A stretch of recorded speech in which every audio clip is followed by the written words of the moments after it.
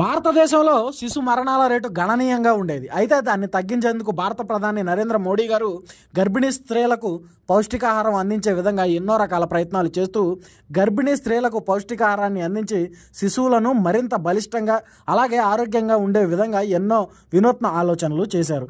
అయితే ఇప్పుడు ఓ సర్వే ప్రకారం దేశంలో శిశు మరణాల రేటు గణనీయంగా తగ్గింది అని, ఆరోగ్యకరమైన బాల్యం బలమైన భవిష్యత్తు ఒకవైపు అడుగు ముందుకు వేసింది అని ఆ సర్వే చెబుతుంది. మరి దీన్ని మొత్తానికి కూడా భారత ప్రధాని నరేంద్ర మోడీ గారి వినూత్న ఆలోచనలే కారణం. అలాగే భారతదేశాన్ని అభివృద్ధి పదం వైపు నడిపించే విధంగా ఆయన చేస్తున్నటువంటి ప్రతి ఒక్క ఆలోచన కూడా ప్రజలకు శ్రేయస్కరంగానే ఉంటుంది అని ఎంతోమంది ఆయన మీద హర్షం వ్యక్తం చేస్తున్నారు. మరి దేశంలో శిశు మరణాల రేటు గణనీయంగా తగ్గడం మోడీ గారి యొక్క వినూత్న ఆలోచనలకు ప్రతీక అని చెప్పుకోవచ్చు. మరి ఈ ఘటన మీద మీ అభిప్రాయాన్ని కామెంట్ రూపంలో తెలియజేయండి.